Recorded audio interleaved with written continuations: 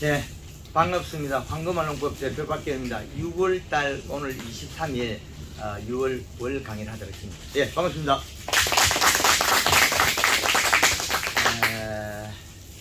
우리가 지금 앞에 보고 있는 여기에 있는 깨 보이죠? 마디가 늘어져. 뭐입니까? 입속에 탄수화물 부족에 의해서 웃자람이 벌어졌다. 탄수화물은 원 출발이 뭐냐? 탄수화물의 주 재료는 질소를 뿌리 호소가 뿌리 미생물, 우리는 뿌리는 미생물을 키워요. 뿌리 미생물이 질소를 녹였을 때, 분해했을 때 아미노산 단백질, 아미노산 단백질은 2% 광합성 탄수화물. 그 양이 적으면 이 잎 같은 거는 지금 이슬을 맺게 돼 있어요. 맺나요? 이슬. 이슬을 맺은 거는 배가 고파서 눈물을 흘리는 거다. 배가 고파서 눈물 흘리는 작물들은 자기가 했던 일을 헛일을 하고 있다. 내가 기르는 작물들이 헛일을 하고 있다. 생산을 안 하고 손실을 일으키고 있다는 거죠. 그러면 헛일 자체가 어떤 일이 더 부대적으로 발생하냐면 거기에서 인산가리, 칼슘, 마그네슘, 미령요소도 따라 나오겠죠. 뿌리에서 먹은 거니까. 기공을 닫고 난 뒤에 양수분을 뿌리에서 가져온 걸 뱉어내요. 그리고 아미노산 단백질이 나와요. 질소를 먹은 거. 그러면 이 잎 끝에 매달리면 잎이 노릇노릇하는 거예요. 그리고 잎이 그로 인해 가지고 오므러져요. 오므러져. 잎이 이렇게 오므러진 거는 잎 테두리에 비료가 맺혀서 세포가 경화가 되고 굳은 거죠. 그러면 잎이 이렇게 생겨요. 자, 이 감나무 잎을 자세히 보면 위에 가서는 테두리 이상이 없어요. 아래쪽 잎은 유난히도 많이 휘어 있어요. 이 잎이 오물이 있죠. 오물이 있다는 소리는 영양 그 시기에 이동해서 잎 테두리가 탔다는 거죠. 잎 테두리가 경화가 됐다. 그래서 오물인 거예요. 이렇게 되는 거는 이 잎을 보면 여기에 보면 노릇노릇하죠. 이건 가리가다. 지금 잎 두께가 시들어서 그러는데 상당히 두꺼운데 힘줄이 노랗다. 그건 가리가 많다. 가리 성분이 그 현상을 지금 동반하고 있다. 그럼 언제까지 지금 장애를 주느냐? 요 잎이 나올 때는 그냥 멋모르고 나왔다가 그 요 끝에서 가리 현상이 있고 여기 꼬였다. 그리고 여기까지가 오므렸다. 안으로. 그러면 이제 잎이 살이 찌면 이게 앞면이 지금은 뒷면에 힘줄이 살이 쪄 있으니까 오물이 있고 비료를 더 먹고 살이 찌면 앞면이 살이 찌게 되면 이게 이렇게 까지짓기를 할 거예요. 뒤집기. 그래서 이 나무는 지금 성장은 잘했으나 이렇게 까지짓기를 아직 안 했다는 거예요. 이렇게 뒤집어질 거예요. 앞면이 살이 찌면 뒤집어져요. 어릴 때는 힘줄이 살이 찌고 커서는 앞면이 살이 쪄서 펴져 있었고 엠보싱이 나와 있어요. 그런데 이 잎은 좀 노랗죠. 그러면 가리가 가다된 잎이다.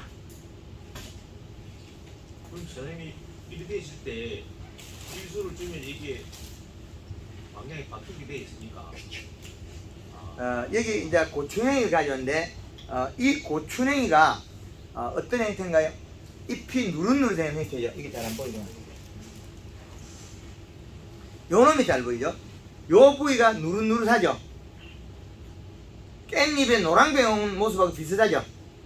테두리가. 그러면 가리 가다로서 재배되는 작물이다. 얘는 양액으로서 재배하죠. 그런데 양의 구성이 잘못됐어요. 겨울에는 잘 표가 안 나요. 왜? 가리는 우리가 사용하는 가리는 고온, 질소는 저온, 우리가 요소죠. 요소는 좋은이라는 거예요. 그래서 겨울에는 이게 표가 많이 안 났을 건데 지금은 많이 나죠. 그래서 그 계절적인 영향도 있다. 그렇게 보시면 되겠습니다. 요거는 양액을 바꾸셔야 돼요. 양액에 A통, B통, C통, D통까지 있나요? 보통은 A, B, C만 C만 있어요. 예. 4번 통을 만들면 더 좋고요. 그렇지 않으면 양의 구성을 바꾸라. 요게 얼룩이 안 생길 정도로 그 질소량을 늘려라.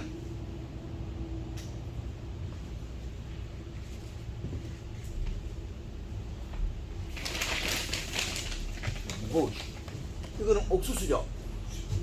비로 많이 지을 때 3개도 익히겠죠. 100평에 이거 몇 개 들어갔죠? 거의 100호 대 그렇죠. 옥수수가 얘는 비료를 가지고 있는데 요게 밭의 차이 때문에 그렇거든요. 요거는 찰옥수수고 요건 초당이란 말이에요. 얘는 비료가 이제 부족해져요. 열기는 하나, 2개, 3개 뭐 밑에 또 열고 있는데 이 열기는 하나, 얘는 지금 잎속에 노릇노릇해져요. 그럼 얘는 지금 잎 두께가 얇아. 그럼 얘는 2개밖에 제대로 못 익혀. 요 놈은 3개를 익히고 요 놈은 2개밖에 못 익혀. 그리고 옥수수가 가지가 나면 별개가 돼요. 여기서 가지가 벌어지죠. 그건 별개로 돼요. 그럼 별개가 되기 때문에 요 놈은 자라서 자기 잎을 확보해서 자기를 먹고 살고 이를 안 줘요. 이쪽으로. 근데 이 잎은 위에 있어도 다음에 여기로 주는데 영양이 공급이 되는데 이게 방향이 다르다. 근데 이해되죠? 키워도 됩니까? 예? 키우 지금 비료를 개수를 키워도 됐나요? 비료량을 느르게 심고 비료량을 더 주면 되죠. 그게 얘가 다 먹고 걔가 비실비실해가 될까 말까 해가지고 말아버리니까 안 하는 거죠. 그래서 이런 잎 두께만 유지시켜준다면, 그리고 잎 속의 가리 함량에 따라 다르다. 얘는 지금 상부 잎이 노릇노릇한 힘이 없죠. 노라지죠.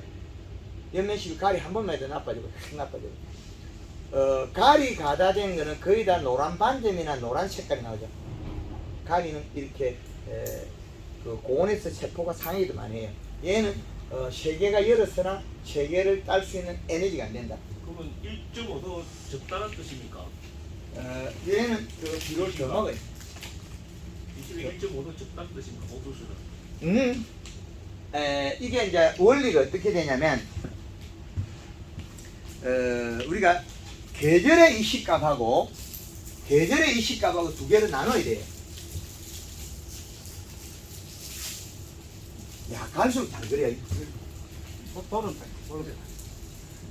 그렇죠. 갈수록 잘 그리네. 마음이 두꺼운가 봐요. 예. 갈수록 잘 그리네. 이것도 몇 년 하다 보니까 이게 이제 더 늘었어. 딱 중심을 잡고 요게 그 있잖아요. 그 딱 돌리니까 줄 잡고 딱 돌리면 있잖아요. 그것이 늘었다니까. 우리가 그 계절을 나누면, 자, 우리가 12달을 이 속에 집어여서 하자는 거예요. 그러면 12월 31일이 끝나요. 앞으로 계절은 6월 30일, 3월 31일, 9월 30일. 자, 이렇게 되면 이 큰 틀을 잡고 여기에다가 우리는 다시 2달씩 더 집어여면 12달 되겠죠. 자, 이 12달 속에서 우리는 계절의 축을 어떻게 만들 거냐.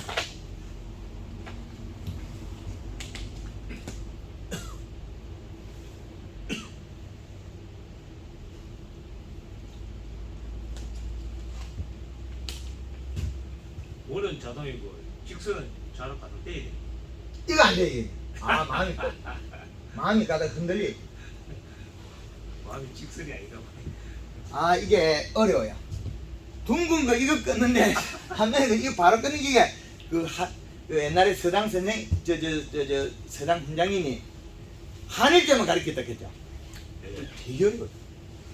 그래서 제일 추운 날짜가 1월 15일로 잡고, 황금한원국 개발 발표할 때 2016년 1월 15일 1월 11일부터 15일까지 5일간 발표했어요. 시간이 많이 지났죠. 그때는 돈 없어가 천막지가 있고 지금은 그래도 하우스 지갖고 좀 들어왔잖아요. 많이 바뀌었습니다. 그리고 7월 15일이 고온이랍니다. 고온으로 가면서 나타난 증상이 고추냉이, 와사비가 지금 가리 가다 증상이 나타나고 지금 옥수수가 열매를 빨리 탄수화물 이동이 늘어나겠죠. 이거는 계절의 중심이거든요. 그러면 겨울은 얼마냐? 12월 중순부터 2월 중순까지 요 기간 12월 15일부터 2월 15일까지. 그러면 여름은 얼마냐? 6월 15일부터 8월 15일까지.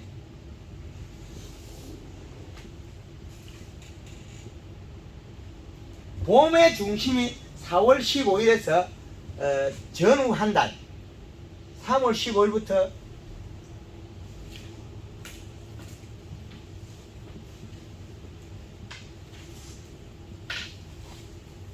이게 봄이라는 거죠.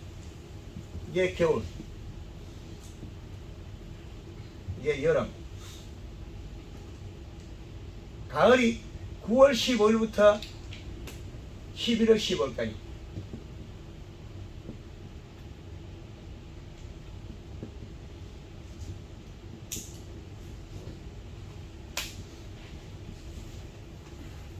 이 틀 속에다가 계절의 이 시값을 집으려면 겨울에 토마토 재배할 때 이 시값이 잔량시가 2.7을 잡으면 되고 이하. 봄, 가을에 하우스거든요. 이것도 하우스고 여기도 하우스고 2.1을 잡으면 되고 노지는 2.5를 잡으면 되고 여름에는 1.8을 공이 같다.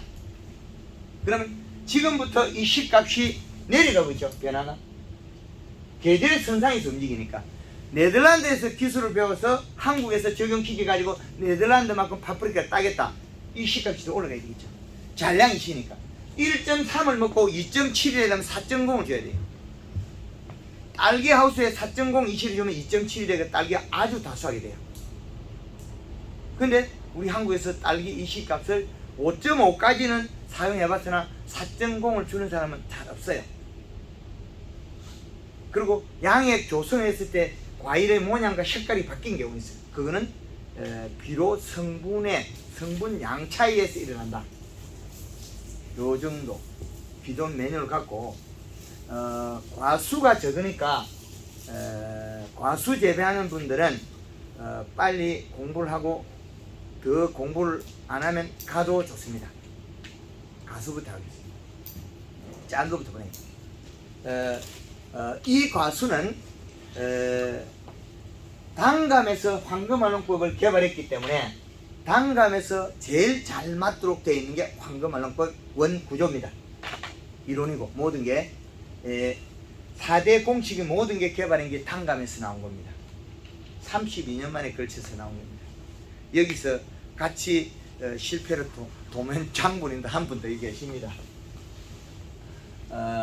이게 우리가 그 봄에 우리는 봄을 시작할 때 과수 농사건 어떤 농사건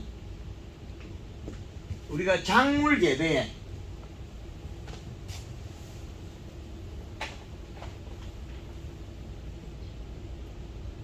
식물 속에 속하는 게 과수죠. 토양 분석,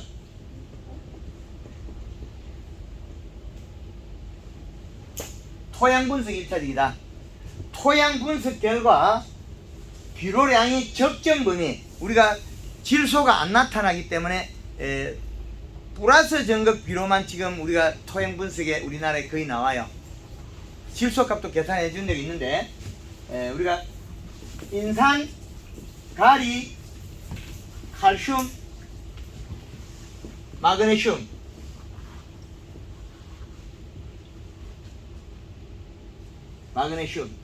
이 성분이 적정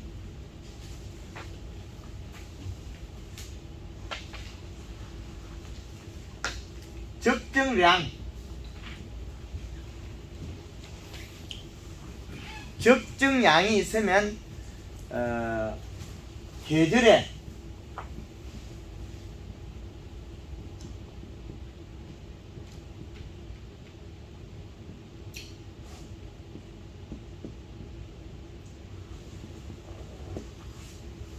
이 말을 잘 들어보시면 알겠습니다.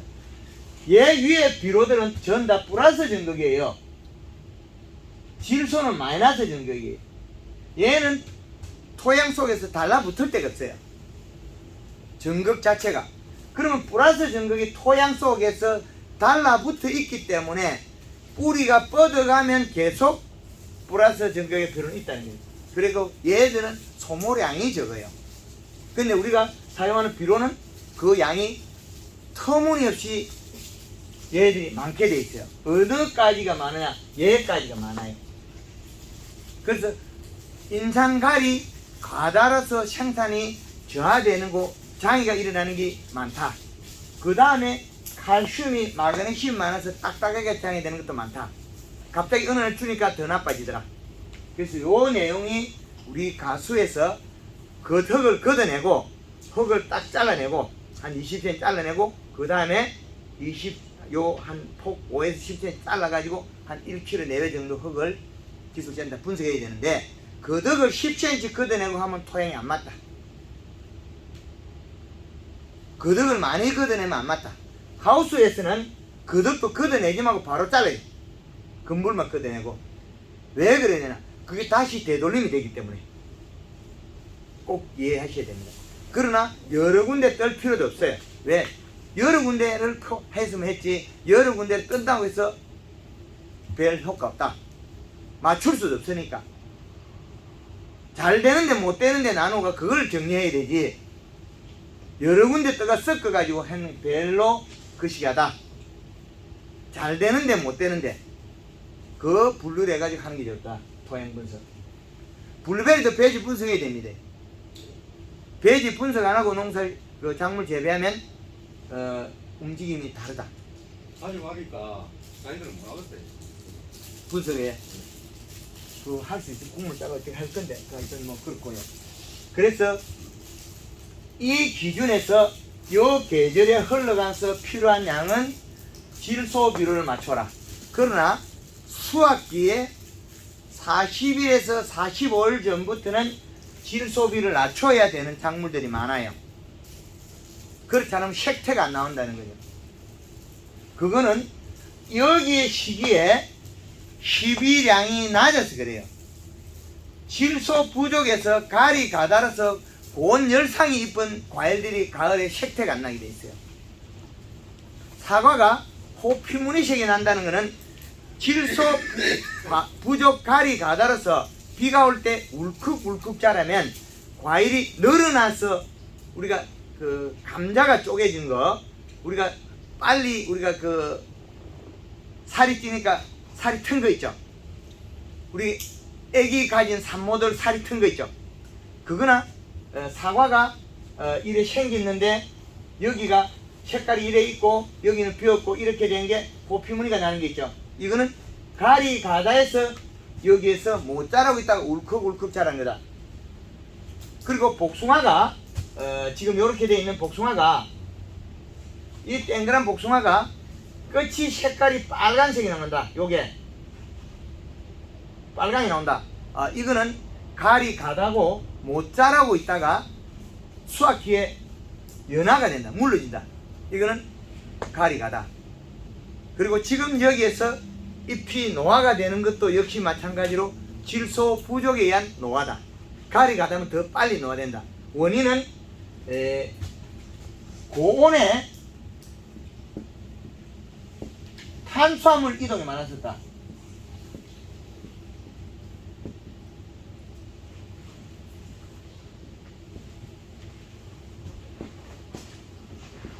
탄수화물 이동량. 온도가 높으니까 탄수화물 이동량이 많아서 그래요. 많이 사용하겠죠. 더울 때 오이 재배하기 어렵죠. 예. 돈은 비싸죠. 아직까지 싸. 아니요, 지금은 싼데 좀 있으면 있었지. 그렇죠. 그런데 무엇 때문에 못한다? 잎이 못 견디기 때문에. 잎이 못 견디는 원인은 탄수화물 부족. 탄수화물 부족은 탄수화물 생산 주재료는 질소. 질소를 뿌리 효소가 소화를 시키면 아미노산 단백질. 아미노산 단백질은 잎으로 광합성 탄수화물. 잎의 두께만 유지하면 더위를 안 탄다. 더위를. 그래서 과일이 사과가 포피문이식이라는 것은 가리, 과다, 질소 부족에 의한 울컥 자라서 일어난 일이다. 메론이 당도가 없는 거, 여름 채소가 잎 테두리가 탄 거, 다 가리, 과다에서 증상이다. 마디가 늘어난 거. 자, 이 깻잎이 이렇게 마디가 늘어난 원인은 잎 속에 탄수화물이 없어서 이 식물 DNA는 남들보다도 자기의 채소의 에너지를 남들보다 우열성을 갖기 위한 거예요. 적정량의 잎 두께가 유지됐다면 내가 살던 환경은 최고 좋은 것이다. 그래서 웃자라지 않습니다. 불편하게. 영양 이동 거리만 늘어나는 거죠. 근데 영양이 부족하면 적정량보다 부족하면 이 이식과 계절 이식보다 부족하면 웃자란다. 지금 이 깻잎은 계절의 이식값보다 낮다는 거죠. 지금 현재 우리가 노지라면 2.5가 돼야 되고 2.5에서 내려오면 지금 2.0에서 약 2.3이 제일 좋은 지치예요. 1.8 이상 2.0은 유지가 돼야 이 깨가 키가 안 큰다는 거죠. 키가 크고 있다. 이해됩니까? 지금 이 시 얼마죠? 시가요. 이게 수분이 토양 수분이 34.4%고요. 34. 네, 0.9이 나왔거든요. 이 시가 네, 0.9. 네, 0.9 근데 한 군데는 좀 높은 데는 0.9가 나오고요. 네. 낮은 데는 0.5 정도. 그렇죠. 웃자락이 돼 있죠. 이식값이. 계절의 이식값보다 반절 정도밖에 안 되니까 웃자라죠. 그것보다 더 작으면 노랑뱀이 안 크죠. 작아지겠죠. 작아진 걸 키우는 거죠. 근데 소모량을 몰라서 그래요. 흡수량과 사용량. 깻잎이 빼곡히 쓰이고 뿌리가 많이 있고 연면식을 하면 1일 지금 환경이 좀 1일 요소를 1kg 이상 먹어요. 아, 하루 1kg 이상 먹어요. 100평에. 그렇죠. 100평에 1kg 이상 먹는 걸 그 이하로 공급해서 일어났다는 거죠. 더 늘려서 이식값을 올려라. 그럼 이상이 없다는 거죠. 근데 올 봄에 큰 비가 지금 두 마디가 굉장히 크게 늘어졌잖아요. 그래서 올 그거는 봄에 큰 비가 2번이 왔는데 비가 올 때 탄수화물이 많이 이동했기 때문에 잎 두께가 얇아지면 햇볕을 보기 위해서 내가 지금 광량이 부족하다. 그래서 키를 키워. 다른 사람보다 키가 커야 돼. 그래야 햇빛을 보고 안 죽겠죠. 그러면 탄수화물 농도가 떨어졌기 때문에 비가 많이 올 때는 밴드에도 약간 올린 글이 있는데 저달에 제주도 내려가면서 배전에서 제가 글을 썼거든요. 어떻게 글을 썼냐면 비가 오면 탄수화물 이동을 많이 할 거니까 지금 우리가 사용하는 설탕보다 많이 늘려라. 그래서 탄수화물 늘려라. 그래야만이 웃자라지 않는다. 설탕도 많이 시들어서 죽지 않는다. 배추가 여름에 비가 많이 오면 너거져 버려요. 뭐가 없어서? 탄수화물이 없어서. 뭐에서 이동했다? 비에 있어. 깻잎이 비에 있어 이동한 거를 비가 오기 전에 탄수화물을 공급하고 비가 끝날 때 다시 탄수화물을 다시 집어여 갖고 원상 복귀시키 나야 키가 안 자라요. 그래서 비가 많이 올 때, 장맛비가 올 때, 장맛비가 오기 전에 그럼 비가 많이 온다 소리죠. 그러면 물 20리터에 20리터에 설탕량을 늘려야 되겠죠. 얼마까지? 200에서 500g까지 늘려라. 물 500리터에는 5kg에서 12.5kg까지 늘려라. 전혀 다른 얘기예요. 지금의 사용 방법은 차원이 다른 얘기예요. 근데 비가 오고 나서 뿌릴 때 또 낮춰야 되겠죠. 비가 끝이고 햇빛이 날 거니까 그 차이를 두고 살거나. 비 오기 전 일입니다. 장마 비전이 일어나는 거예요. 그래서 지금 이런 현상이 비일비재하게 일어난다. 공부를 하면 노지고추에 아침에 이슬이 많이 오는 거는 이 자연 현상을 우리 이해를 하고 있는데 꼭 그렇지 잎 않다는 끝에 이슬을 베무는 거, 그거는 잎 두께가 얇아서 탄수화물이 부족해서 그 물을 저녁에 가져온 양수분을 버리는 거다. 그걸 먹으면 잎 속에 수분량이 많아서 뿌리가 설사하게 돼 있다. 뿌리 미생물이 못 먹어요.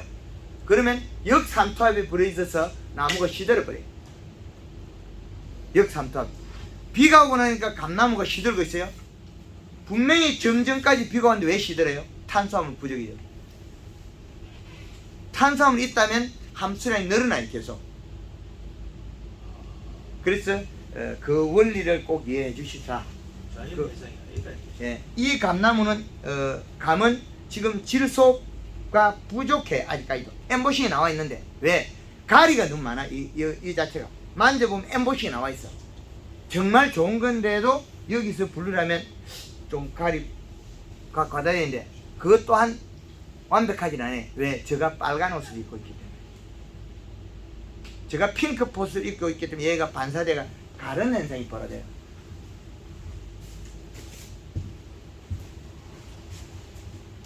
요렇게 보면 많이 바뀌어요. 괜찮아요. 제가 여기에 채색이 반대 방향, 오후 4시에 가면 분갈이 안 돼요. 아침에 해 뜨기 전에 제일 좋고, 옷을 빨간 옷을 입으면 담가면 전부 푸른 걸 따버려요. 오후 3시 이후에 빛이 반사되기 때문에. 그런데 괜찮아요. 그런데 그래도 이렇게 해도 가리가 많아요. 그래서 가리를 안 줬다고 이야기할 게 아니고 봤을 때 그러나 가리 함량이 높기 때문에 아주 잘 자라요. 이 과일이.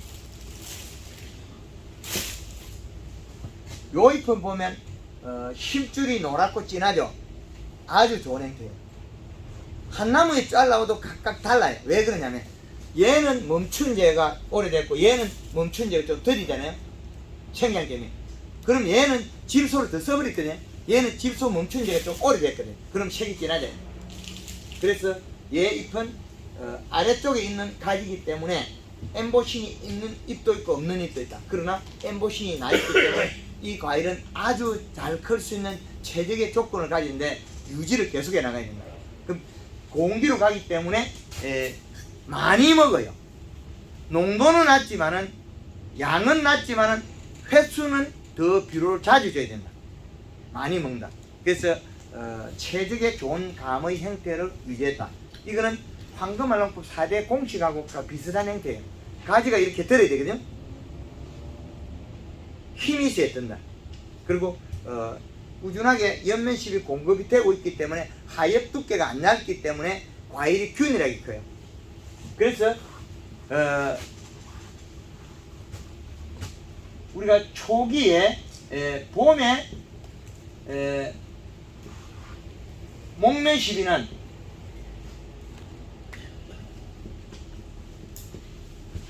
체내 저장 양분,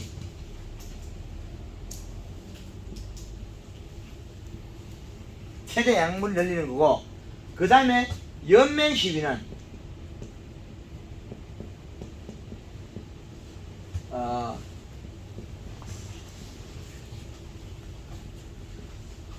잎의 성장과 영장 이동이 있다. 성장은 먹으면 바로 크고, 여기에서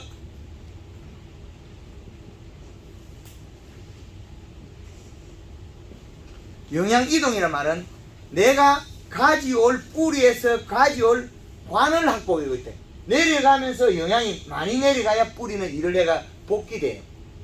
그래서 봄에는 각게 만드는 과일들이 여름에 상부 우세성이 생기는 이 부분입니다. 그래서 여름에도 지속적으로 연면시비를 해야만이 아래쪽에 있는 과실도 영양을 생산해 주기 때문에 그 공급을 다시 받을 수 있다. 그럼 연면시비 안 하는 농가들은 요 아래쪽 잎들이 금방 떨어져요. 요 잎들은 영양 생산을 잘 못하기 때문에 금방 떨어져요. 우리는 연면시비를 계속하기 때문에 요 잎이 안 떨어져요. 요 잎이 영양 생산 안 하면 요 잎만 영양 안 주니까. 그리고 이 이파리가 반장이 햇볕에 가려 있으면, 그늘이 되어 있으면 그 반장 자체에도 영향을 안 주는 게 식물이다. 식물은 정확하게 냉정합니다. 가지가 이쪽 것이 죽었다고 해서 이쪽 게 열매가 안 여는 게 아니기 때문에 이게 상부우시에서는 가장 커야 된다는 거죠. 동물은 모든 신체 부위를 상하면 안 되기 때문에 아픈 느낌을 갖고 움직이게 돼 있어요. 그런데 식물은 아픈 느낌을 잘 안 갖게 되죠. 왜? 자라가 열매 되니까. 동물은 아야크거든, 찌르면. 그래서 스트레스 받고, 식물은 찔러도 아야 소리 안 하고 스트레스 안 받아요. 잘렸다고 해서 크면 되지 뭘 또 따지고 있어. 오이가 순액이 뜯었다고 해서 안 크나? 엽순 따르면 더 잘 크는데 영양 이동을 위쪽으로 하기 때문에. 식물하고 동물하고 차이점이 여기 있어요. 식물은 각 부위에서, 지상부에서, 잎에서 영양을 생산하지 않으면 그 부위에서는 영양을 서서히 줄여서 찾아내요. 그러면 과일의 크기가 편차가 생기기 시작한다는 거예요. 지금부터 많이 생겨요. 공기이기 때문에 밑에 잎은 영양 생산을 못하면 상부 우시성이 유지가 되는 거죠. 그래서 웃자람이 발생하고 상부 우시성이 하면 하부에서는 과일이 안 큰다는 결론이 나오고 도장지가 많이 발생하게 돼 있어요. 연면시비를 하면 도장지가 많이 발생해요. 연면시비 하면 도장지가 발생 적게 해요. 비료를 적게 주면 봄에 연면시비하고, 이 연면시비는 초기에 과일 크기 횡을 감을 만들고, 사과라면 종을 만들고, 횡으로 만드는 것들이 딸기와 감, 이 종류는 잎의 크기의 횡이 만들어지고, 그 외 종들은 수박, 호박, 찬박, 포도, 복숭아, 배, 거의 다 종이 형성돼요. 감자도 길어져요. 그리고 우리가 당근, 무, 인삼 다 길어집니다. 유일하게 횡이 먼저 크는 것은 감, 딸기, 베리밖에 없다는 거죠. 그래서 이 영양은 영양 이동, 요 속에서 이 이동이 뿌리로 가는 거예요. 뿌리 방향으로. 뿌리 방향으로 간 양에 다시 공급을 받을 수 있고, 그 다음에 밤이 되면 어디로 이동하겠습니까? 과실로 이동 많이 해요. 그 과일이 크는 거죠. 낮, 밤 이동량이 다 각각 다릅니다. 그래서 밤에 이동할 때는 온도가 따뜻한 곳으로 이동하도록 자기 선택을 해야 돼요. 과일이 크니까 따뜻하니까 따뜻하니까. 오이가 하우스에 있어도 잎은 온도가 떨어지고 오이가 크니까 온도가 적게 식겠죠. 그럼 과일로 들어가는 거죠. 그래서 과일의 이동 영향이 밤에 많을 수 있다. 낮보다. 그런 원칙이 됩니다. 잎 두께에 비례한 영양 생산량으로 보면 되고, 그 두께는 수분을 가질 수 있다. 탄수화물이 없으면 수분을 갖게 되면 뿌리가 역삼투압이 벌어져요. 맹물이 내려가니까 뿌리가 영양 흡수를 못하겠죠. 뿌리에 들러붙어 있는 뿌리의 효소. 뿌리가 직접 먹는 게 아니고 효소가 녹여 먹는다. 효소는 그 당분과 산을 가지고 있다. 우리 위에가 같다는 거죠. 동물은 위장이 체내에 있고, 식물은 위장이 체외 뿌리에 잔털에 있다. 그 잔털에 좋은 영양소를 보내서 탄수화물과 유기산을 보내서 그 유기산에서 사는 미생물이 분해에 의해서 흡수된다. 요 부분 아주 좋은 말이죠. 뿌리 미생물이 분해한 영양소를 흡수했다. 요 부분 꼭 기억하세요. 박수 한번 치시고요. 몇 개? 네. 요소는 좋은 놈. 탄수화물 생산의 주 재료다. 그래서 잎에서 탄수화물이 부족하면 물을 가질 수 없기 때문에 저녁에 가져온 양수분을 뱉어버린 흔적이 잎의 아예 오므탄 잎이라는 거죠. 테두리가 탔다. 하우스 재배한 오이가 잎이 오그려진 것들이 다 요거 노랗게 된 요거죠. 하우스 겨울에 오이 재배하면 이슬이 많이 맺죠. 뭐가 부족했어? 탄수화물이 부족했어. 요소를 작게 줬어. 가리 주고 나면 키가 크고 반방 나빠지죠. 그 현상이에요. 그래서 감과 작물이 다르지 않다. 그래서 봄에 연면 시비는 우리가 초봄에 연면 시비는 100이라면 지금 여름에 연면 시비는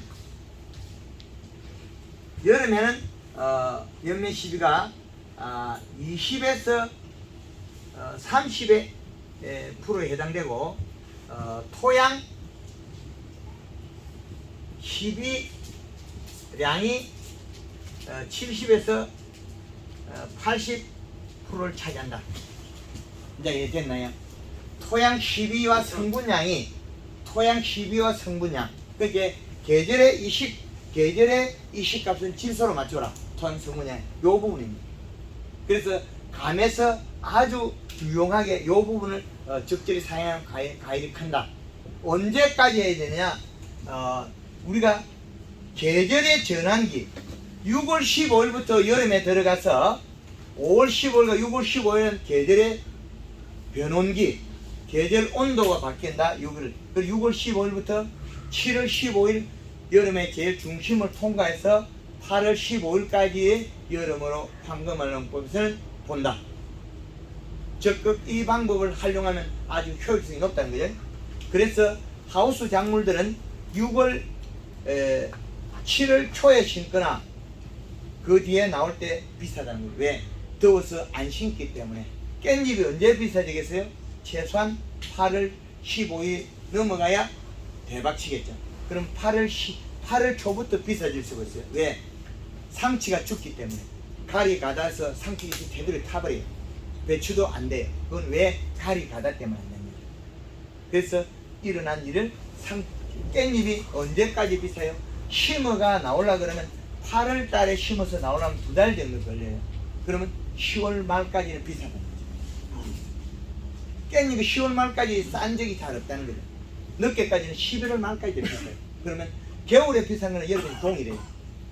가격대가 같아진다는 거예요. 다른 채소가 없어지기 때문에. 대표님, 예. 제가 이제 도마토를 하는데, 예. 저 도마토 교수님 저 강의는 홍천도 그렇고 좀 큰 도마토가 딸 때 되면 아랫잎이 이렇게 꼬이가 있거든요. 이게 말리가 있고, 그거를 손으로 만지면 바삭바삭 거리거든. 그 가리하고 뭐 다른 게 좀 돌가루. 요 2개 돌가루. 돌가루잖아요. 네. 탄수화물이 있어야 부드럽고 두꺼운데 탄수화물이 없고 돌가루만 남아있게. 그럼 바삭바삭 깨져. 돌가루. 그 작년에 제주도에서 키위에 3,000평의 요소를 300% 뿌렸거든요. 태풍이 불어도 키위가 잎이 하나도 안 떨어져요. 부드럽고. 그래서 이게 우리가 연면 시비를 했을 때 여기에 계절에 맞지 않는 성분을 쓰면 단감 같은 건 가을에 이파리가 날아가 버려요. 다 떨어져요. 바람에. 떨어진 거는 요 꼭지가 단단해서 단감의 영양제 개발하기 상당히 어려워요. 바람 불면 다 떨어져 버리니까. 뭐가 많아서 요 부분들이 많다는 거죠. 칼슘은 들어가고 마그네슘이 들어가되 부드러워야 된다. 아주 요 중요한 예리에요. 그래서 단감에 키위에 사용했을 때 잎 속에 탄수화물 영도가 남아 있어야 된다. 그래서 영양제가 아주 중요하다는 거예요. 그래서 후기에 바람이라든지 이게 장애 요인이 발생합니다. 그래서 토양 시비량이 결정한다. 그러면 우리가 단감이 양달, 음달 크기가 달라요. 감이 왜 다르냐? 양달에는 더위를 타기 때문에 가리 성분이 주지 않아도 효과가 많이 나오고 있어요. 그래서 지금 공기에 들어서서 오늘이 6월 23일인데 6월 23일이면 이쯤 돼요. 6월 23일에 우리가 햇볕만 나면 고온이에요. 가리 성분이 효과가 더 많이 나오면서 탄수화물 양을 많이 사용하는 계절로 바뀌고 있다는 거죠. 그래서 질소량을 늘려서 잎의 탄수화물을 늘려라. 그러면 여름에 노지에 있는 이 단감에 물을 주지 않아도 양계의 물방울 넣어서도 먹고서 살이 찐다. 그런데 가뭄에 있어서 물을 아무리 줘도 감이 물을 안 먹는다. 왜? 입속에 탄수화물이 없기 때문에 물을 먹는 순간에 지 몸이 우리가 죽어요.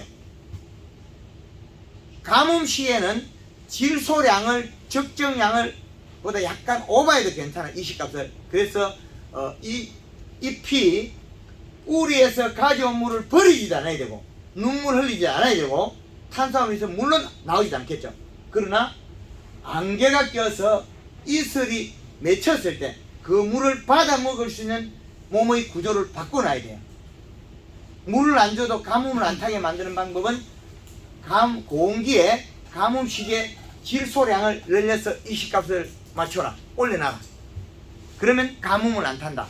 그리고 잎 두께가 얇아가 감이 노릇노릇하다 하면 그 감은 고온에서 껍질이 단단해서 가을에 수확기에 꼭지 떨림이 일어나고 태추는 대가리가 열과가 나온다. 줄이 졸졸 간다. 아무리 익혀도 태추가 대가리 열과가 나와서 안 된다. 상부에 열과가 나와서 안 된다. 단감이 아무리 크게 키워도 꼭지가 떨리서는 안 된다. 그거는 가리 가다해서 여름에 고온 열상이다. 우리가 여름에 일소현상, 햇볕에 굽히는 걸 막기 위해서 어떤 물질을 사용하는데 그거보다 더 중요한 거는 잎을 두텁게 만들어내면 된다. 탄수화물 양을 늘리면 된다. 탄수화물은 생산 주 원료가 질소다. 이렇게 되겠죠. 질소도 한 박수 쳐야 되겠죠. 요소 박수 한번 쳐야죠. 요소가 단감 농사의 꼭지 떨림을 막는 거다. 꼭지 떨림을 막아야 대과가 나올 수 있다는 거죠. 그 여름에 더위를 안 타야 된다. 더위 안 타는 방법은 잎을 두텁게 만들어. 잎의 두께를 두텁게 만드는 건 요소만한 게 없다. 이렇게 잎이 오므리는 거는 우리가 당나귀 귀처럼 오므리고 노릇장해야 된다. 그거는 안 되는 방법이다. 잎은 진녹색에서 힘줄이 노란 게 제일 좋은 거다. 진녹색에서. 그걸 꼭 기억하시기 바랍니다. 그리고 가을, 네. 무치질에 더 하이퍼, 이거 감 끝내 보면 이제 채소 돌아갈 겁니다. 지금 그 단감이 처서경돼서 8월달, 7월 말까지 질소를 가지고 있어야 되고, 요 표를 보면 읽는 시기와 수확 45일 전부터, 40일에서 45일 전부터 돌리면 되기 때문에 너무 미리 성급해서 가리를 사용하지 말아라. 남철형님, 요 표를 보고 수확 40일에서 45일 전에 해도 충분한데 미리 다급해서 가리를 주지 마라. 그 말은 지금 토양에 인산가리가 너무 많기 때문에 가리는 금방 나타난다. 질소 떨어지면. 그럼 온도가 떨어지는 시기에는 가리를 먹고 소화를 잘한다. 그러면 가리 흡수가 늘어나서 성장을 하면 여름에 과피가 딱딱했던 게 풀려서 크면 열과 현상이 벌어집니다. 그래서 여름에 질소를 꼭 양을 맞춰서 잎이 진녹색으로 키워라. 그래야 더위를 안 타고 과일이 계속 자란다. 그런데 크는 과정에서 감이 씨앗 크는 시기가 20일이 들었어요. 잎은 두텁고 좋은데 씨앗 키는 시기가 20일이 들었어요. 지금 사이마스켓이 멈춰 있는 거, 제주도의 키위가 멈춰 있는 거, 사과, 썬머킹이 멈춰 있고, 그거는 씨앗 크는 기간이 20일이 있어요. 단감에도 그 부분이 붙어 있거든요. 그 씨앗 크는 시기에 우리가 감이 안 큰다 이거야. 있어 오늘 왜 안 커? 그러면 그 20일은 과육의 영향이 들어있고 과육의 크기가 결정됐기 때문에 지금은 내가 씨앗을 키워놔서 그 씨앗이 자라있다. 성숙이 돼 있다. 그러면 그 감이 떨어져도 그 과육의 영향을 먹고 씨앗이 종자가 되기 때문에 그 기간에서는 이제 과육의 크기는 이만하면 됐다. 씨앗을 키운다. 씨앗을 키우고 난 다음에 그 다음에 다시 과일을 키워요. 왜? 동물들이 잘 먹게 하기 위해서. 동물들이 잘 먹는 과실을 만들고 있는 거예요. 동물이나 곤충이 잘 먹는 과실을 만든다. 그래야만이 씨앗이 번식하기 때문에. 그래서 완전하게 만들어진 과일이 아닌 거는 털거나 색이 변색되어 있는데 깎아놓으면 복숭아를 쪼개놓으면 색이 푸른색에서는 빨간색에서 그 갈변이 되는 거는 풋사과의 독성이 남아있고 풋복숭아의 독성이 남아있다. 그건 인체에 해롭다는 거예요. 그거는 영양 관리를 잘 못했다. 황금을 얹고 벤 사과는 깎아나면 뽀얗습니다. 영양 이동이 딱 맞기 때문입니다. 오이를 먹었는데 잎이 털고 맛이 부족하다. 그거는 영양이 불균형이다. 이제 이해되죠? 예. 옛날보다 부드럽고 깨끗하죠? 예. 쾌적하죠 먹으면. 아까 단감, 예. 단감 지금 현재 기온에 이제 이시가 어느 적정선이 어느 정도 되는지. 여기서 내려오면 지금 최고 2.3을 보면 되고 2.3을 보면 되고 여기서 내려오기 때문에 2.3을 보면 되고 그것도 그늘에 있는 나무들하고 다 달라요. 2.3을 보면 되고 1.8, 차 1.5 이상 1.5 이상 2.3까지가 좋다고 보면 되겠어요. 그래 보면 돼요. 오래 심은 대추 모종 심은 경우에도 똑같은 조건입니까? 똑같은 조건인데 그 비료값을 잘 못 치고 모르기 때문에 한 번에 뭉텅 지으면 죽어요. 예. 그럼 멀칭의 경우인데 요소 액비로 해서 좀 주는 방법은 가능합니까? 괜찮습니다. 관주로. 그 나무 주위로 해서. 예. 관주로 해서 괜찮아요. 그 비율은 어느 정도? 우리가 사용하는 게 저게 이 식값을 질소가 안 나오기 때문에 요소가 암모니트 질소는 물에 녹아 있을 때 이 식 측정이 안 나와요. 중성이 돼서 아주 애매합니다. 그래서 전 면적의 살파이트 얼마나 그러지만 요거는 이와 유사한 종을 갖다가 측정기에 그 녹이가 시험해봐야 됩니다. 복합비로 해도 되고 그 다음에 복합비로 쓰면 또 안 맞아요. 요소가 안 나오니까. 가리를 가지고 가리 양을 반만 가지고 배를 계산하면 될 겁니다. 가리 64%잖아요. 그래서 가리 양을 그 양보다 조금 적게 해서 계산하면 추정할 수 있을 겁니다. 액비로 물하고 비율은 어느 정도 됩니까? 10리터 기준. 우리가 연면 시비에서 요소를 사용할 때 그 20에서 40 60, 80까지 쓰거든요. 그건 잎 두께에 비례하게 되어 있거든요. 그래서 뿌리는 흡수량이 더 늘어나기 때문에 요 양을 계산하면 될 겁니다. 잎 두께가 두꺼울 때는 더 농도를 올려도 괜찮아요. 온도가 낮거나. 근데 온도 낮을 때 질소를 늘릴 이유는 없죠. 작물이 과일이 안 익어나가니까. 그리고 질소는 성장을 하기 때문에 가을에는 가리양이 늘려야 되고 봄에 여름에 할 때면 한 요 정도 이하를 적절히 사용하면 돼요. 물 20리터의 사용량입니다. 소양 12기준에서. 예. 그 잎으로 살포해도 되는 양이니까. 그 토양에 들어가면 농도가 또 더 중화가 더 떨어지거든요. 요걸 계산합니다.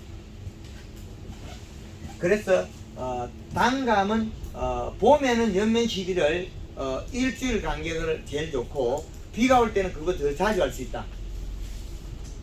맹물을 뿌리도 더 자주 할 수 있고 성장한 만큼 영양을 다시 공급할 수 있고 여름에는 얘가 뿌리가 토양 12양의 7, 80% 뿌리가 7, 80% 일을 하고 보조 역할을 하는 게 연면 시비다. 그 하엽이 영양 생산 못하는 공급이라든지 에너지원을 도와주는 거지. 그래서 7월 15일 이전까지는 여기서는 상반기 농사, 여기서는 그린 2번에 칼라 1번, 그리고 설탕은 물 500에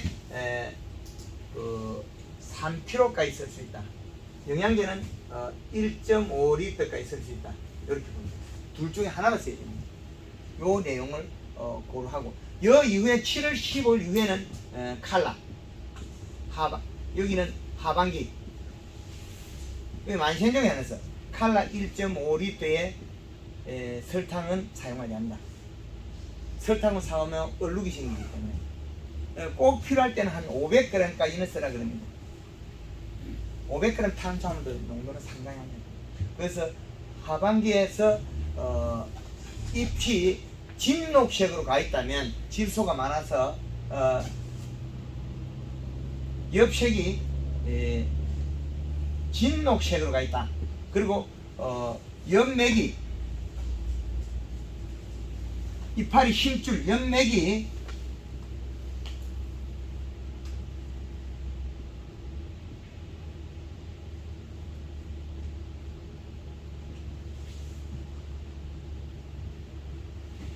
흰색이라면 연면 시비에 요때 연면 시비에 염화가를 써라.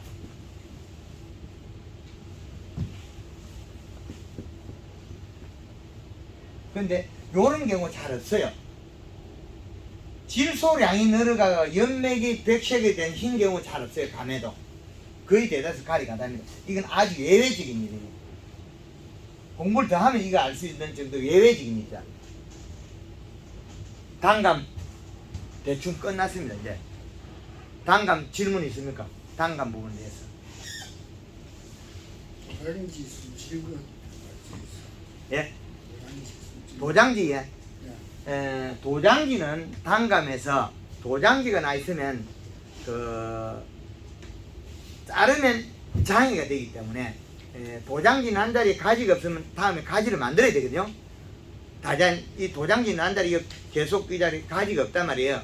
그럼 도장지를 휘어가 가지를 만들면 얼마 안 써서 또 휘은 자리에 또 도장, 이 휘은 이렇게 꺾인 자리에 도장이 나요. 그래서 우짜라지 않는 가지를 만드는 법은 이 가지에서 도장지가 나면 불펜은 해초리를 만들면 돼요. 이 훑어버리고. 그렇지 않으면 요걸 한 2, 30일 잘라두면 돼요. 7월달에 주잖아. 예, 7월달에 잘라뒀다가 그러면 겨울에 전정할 때 2cm 높이로 잘라두면 다시 도장지가 나요. 그러면 그 옆에 장가지, 웃자라는 가지가 나와요. 그러면 요 가지 위에 있고 여기 나왔기 때문에 이 가지를 잎을 훑어버리든지 아니면 잘라줘야 돼요. 잘라두고 요걸 안 자라게 가만둬야 돼. 1년은. 1년은 안정화시키고 그 다음에 요걸 요 놈은 언제 자르느냐, 8월 말에서 9월 초에 도장지를 탁 잘라버리면 그 자리가 체내 전향 축제가 하는 게 안 돋아나요.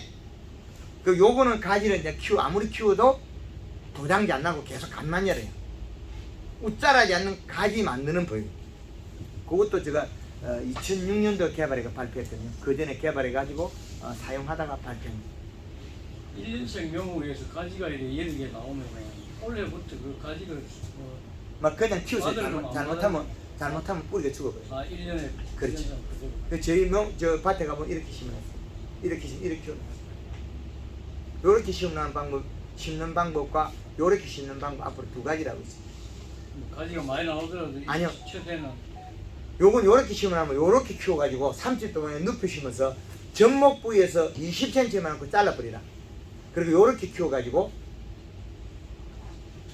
더 키워서 유인을 바로 해버라. 단감은 가지가 삐뚤삐뚤하면 도장지가 많이 나요. 그 사이사이. 그래서 감이 요렇게 키우기 어려워요. 이런 형태로.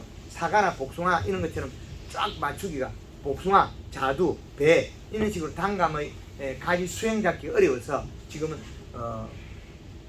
1년 전부터 요렇게 심어가 요렇게 작년부터 가지 개수는 뭐 많이 나와도 그 첫 해에 뭐 겨울에 전쟁 다시 하면 되니까. 겨울에 예. 그 가지가 이렇게 두 개가 자라는데 이 가지가 많이 자라고 이 옆에까지 적게 자란다. 그럼 이 가지를 잎을 좀 훑어버리면 된다. 그러면 두 개가 같아져요. 이 잎은 영양 생산을 적게 하면 적게 져요. 아까 이야기한 강의 내용이죠. 그래서 하부에 있는 영양이 있어 잎이 생산 안 하면 그 잎으로서는 뿌리에서 영양 공급 안 되고 과일이 안 자란다는 얘기거든요. 이제 이해되죠? 예. 하여튼 단감에서는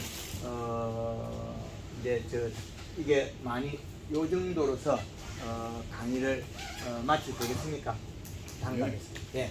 예. 단감 부분은 마치도록 하겠습니다. 예.